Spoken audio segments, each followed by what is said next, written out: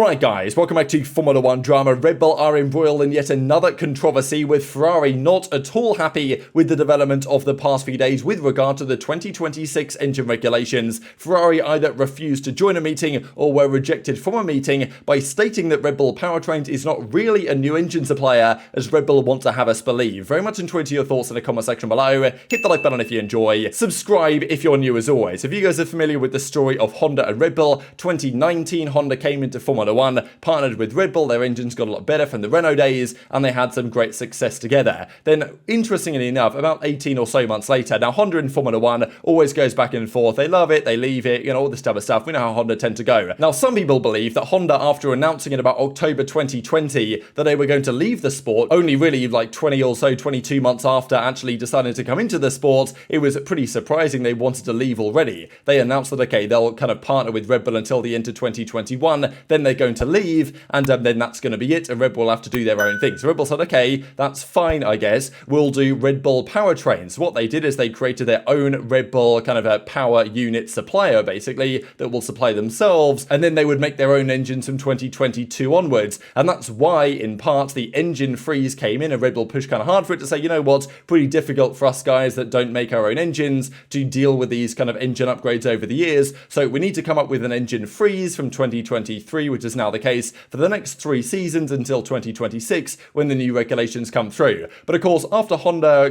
dipped out in 2021, there wasn't really enough time for Red Bull Powertrains to actually make their own engine from the ground up. So Honda basically became like a contractor. They would kind of make the engines, and then Red Bull Powertrains would put them into the cars. Now, Honda, of course, then left, and they weren't a part anymore, but they were still making the engines fundamentally for Red Bull, but it was just branded differently. And the idea is that down the line, Red Bull Powertrains make their own engines. However, Honda have now had a change of heart, and they're now coming back in. We can actually see this season, even, I'm not sure if this is Japan or exactly where this was, but Honda appeared on the car, right? They appeared once again on the car, and even going into next season, we've noticed that Red Bull Honda is named, or Honda is actually on the branding for the Red Bull engines going forwards. So Honda have left and now come back in again, and they've done this before, they're doing it again. So is this Honda just, being effectively a bit annoying and flaking all the time and not knowing what they're going to do? Or is this a planned move by Red Bull and Honda to say, oh yeah, we're leaving guys, and really they never intended to leave, and they were always going to come back anyway? Because what this means is that Red Bull Powertrains is now a thing. They didn't want to partner with Porsche, and that rumor kind of fell through, maybe because they want to bring Honda back, or Honda are going to go elsewhere. Either, I think there was the rumors that they're going to maybe buy Alfa Tauri and just become that other team, and Red Bull are going to jettison really their Toro Rosso second team. It might become Honda, it might become another team, who knows? Hyundai also interested apparently in entering Formula 1, as of course Porsche are, as of course Ford are, we believe. So lots of interest right now. So Red Bull Powertrains might be the official engine supplier for Red Bull, but nonetheless they're not really making their engines right now. Therefore, this is where we kind of come towards more the present day, as in from 2026 Red Bull Powertrains have applied to be a new engine manufacturer.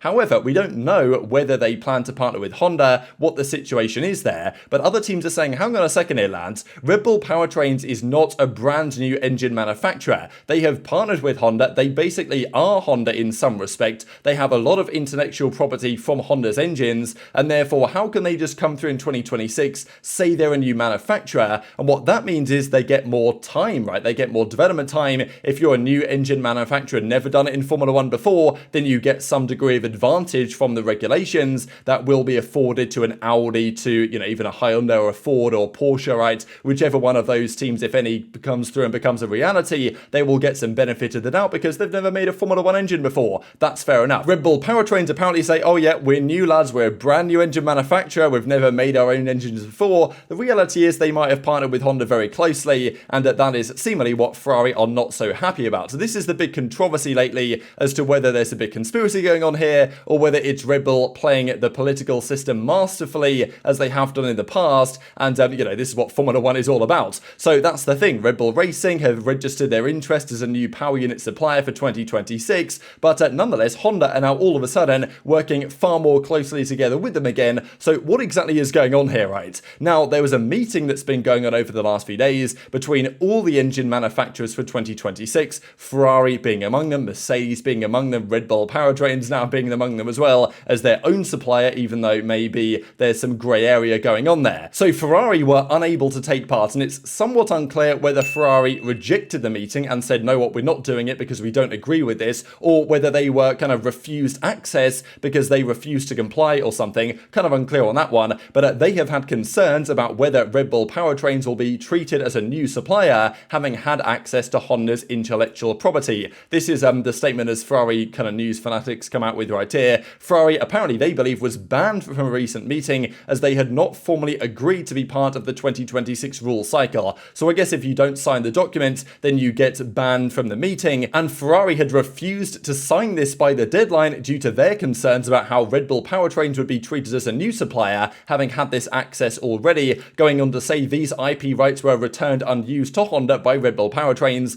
after it became clear the two companies would part ways after 2025. So that's the thing, they're working together for the coming years, and then in 2026, bang, Red Bull powertrains, brand new supplier, brand new engines, really new to the sport. Like, we need the extra time, we need the extra concessions, because as is described here, new incoming PU suppliers are granted testing and dynamo meter concessions. Ferrari has objected to Red Bull being granted these concessions, saying they've got no answer, they were denied entry, and now apparently they were given entry to this anyway. So either they've agreed, or like there's been some situation behind the scenes where this is now kind of they've got through the loop. So it's interesting really, because Ferrari are very important to the sport, and also have maybe been getting involved a bit more lately on the kind of politics side of things as well, and maybe they're flexing their muscles a bit here, saying, look, we're the top dogs, we're Ferrari, like we make some decisions to a certain extent, we're not happy with this Red Bull powertrain situation, therefore we're going to say, you know what, we're not even going to get involved in this. And then of course Formula 1 have to say, oh, please Ferrari, come back and we'll make it work and all this type of stuff. So maybe they're going to flex a little bit to get their way in that sense, but this might mean that indeed they will get their way, and the F1 guys will have to admit that, okay, yeah, fair enough, Red Bull powertrains, you're not really brand new, and therefore we're not going to give you the same concessions as the other teams are getting. Whether there's any frustration about this from Mercedes, we don't really know. Whether the other, Renault, for example, or Alpine, right, as kind of it is at the present time,